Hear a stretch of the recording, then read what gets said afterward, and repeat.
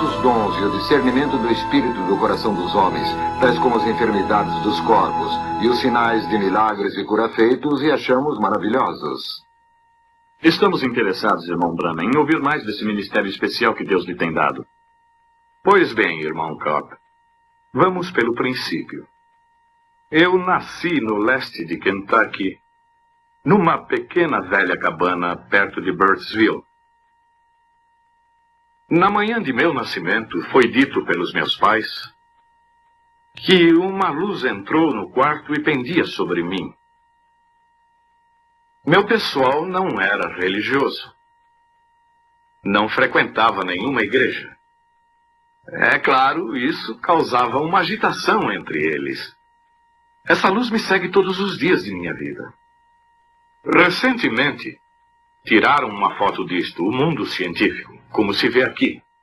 Provavelmente vocês estão familiarizados com esta foto. Foi provado pela ciência. É o único ser sobrenatural que tem sido fotografado. Minha opinião, é o mesmo anjo de Deus que seguiu os filhos de Israel desde o Egito até a Palestina. Vocês, como estudantes da Bíblia, sabem que este foi o anjo do pacto, nosso Senhor Jesus Cristo, e que quando ele esteve aqui na terra, manifestado em carne, não reclamou ser uma grande pessoa. Ele disse que o filho nada pode fazer, a não ser que o pai o mostre. Em São João, capítulo 5, vocês conhecem estas escrituras. Jesus passou por esse famoso tanque de Betesda e encontrou muitas pessoas ali, cegos, mancos, coxos, esperando o movimento da água. É estranho que haja ministrado somente a um, mas se você nota, ele sabia onde estava essa pessoa. O pai o havia mostrado. Ele curou aquele. Talvez ele não era aleijado, porém estava sobre uma cama. Mas Jesus o curou. Então, mais adiante, encontramos no versículo 19, ele foi interrogado pelos judeus. Talvez isso seja questionado hoje. Por que Deus passaria por meio de um lugar onde há coxos e cegos e não curaria a todos? Mas quero citar suas palavras. Ele disse, em verdade eu vos digo, o filho não pode fazer nada de si mesmo, mas o que vê o pai fazer, o filho faz igualmente. De acordo com suas palavras, seu ministério foi baseado nas visões do pai.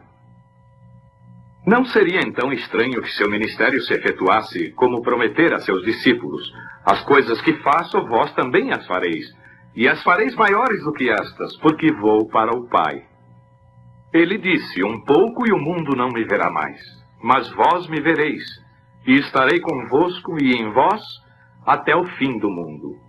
Jesus Cristo é o mesmo ontem, hoje e eternamente. Creio em sua confirmação, neste último dia, pela ressurreição de Jesus, vivendo entre seu povo, fazendo os mesmos sinais e maravilhas que fez quando estava aqui na terra. Com a idade de 7 anos, nós mudamos de Kentucky para Indiana, um pouco acima de onde vivemos. Nós tínhamos a água num poço destinado ao público que ficava atrás, num lugar campestre. Numa bela tarde de setembro, eu vinha do poço com um pouco de água. Ali havia uma árvore que ficava na metade do caminho entre o poço e minha casa. Passando por ali havia um redemoinho na árvore, o que chamamos aqui de torvelinho. Não era raro ver isso nesse tempo do ano nesta parte do país, porém o redemoinho se manteve na árvore. Eu parei para ver o que era, e uma voz me falou dizendo: não, nunca fumes ou bebas ou contamines teu corpo de forma alguma, porque haverá uma obra para fazeres quando tiveres mais idade. Assustado?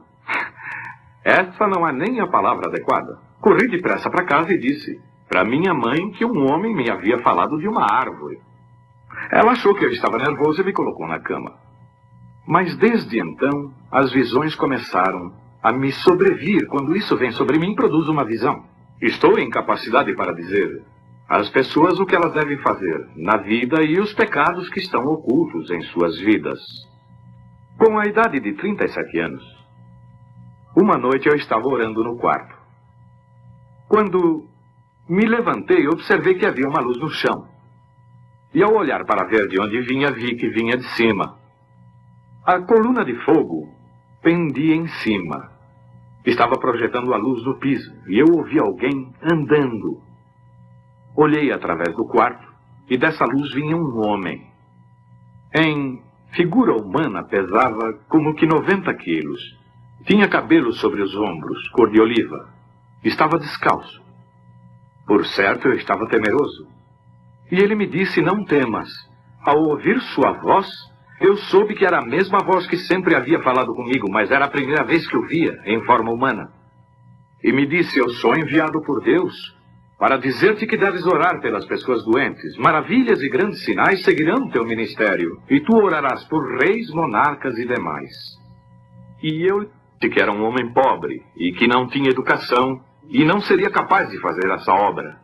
Ele disse que como a Moisés foram dados 2 sinais para a confirmação de seu ministério, a mim seriam dados 2 também, um para orar pelos enfermos, milagres, e o outro para conhecer os segredos dos corações.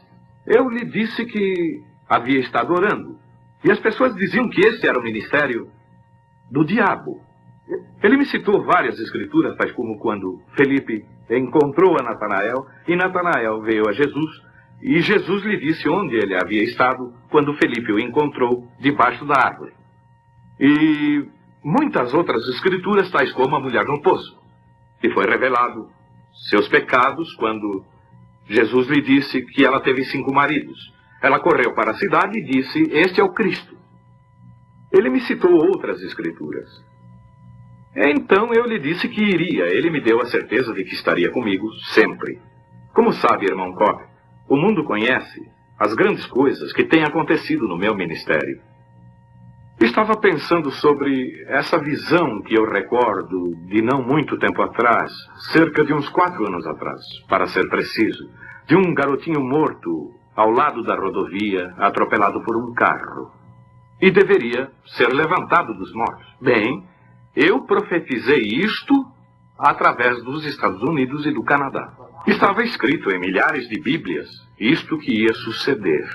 Certo dia estávamos em campanhas nos países escandinavos, vindo da Finlândia, de Kuopio. Havia um grupo de pessoas na rodovia, todas elas inclinadas e olhando para o chão. Saímos para ver, ali estava o garotinho. Exatamente como me havia sido mostrado. Eu disse, irmão Moore, olhe em sua Bíblia e veja se essa não é a cena. Ele disse sim. Eu me ajoelhei e pedi ao Senhor Jesus para confirmar sua palavra quando me havia mostrado o que aconteceria. O garotinho voltou à vida por nosso Senhor Jesus. Ele está vivo e sadio hoje. Irmão Cobb, essas são as poucas coisas que o Senhor Jesus está fazendo hoje nesse ministério que me tem dado. A minha humilde opinião é que isto é para confirmar sua palavra. As coisas que ele prometeu que sucederia nesse dia, estamos vendo acontecer hoje. Bem, irmão Branham, teremos que dizer adeus agora. Foi um prazer e tudo muito edificante. Agora teremos de despedir-nos e esperamos vê-lo em breve em Chicago.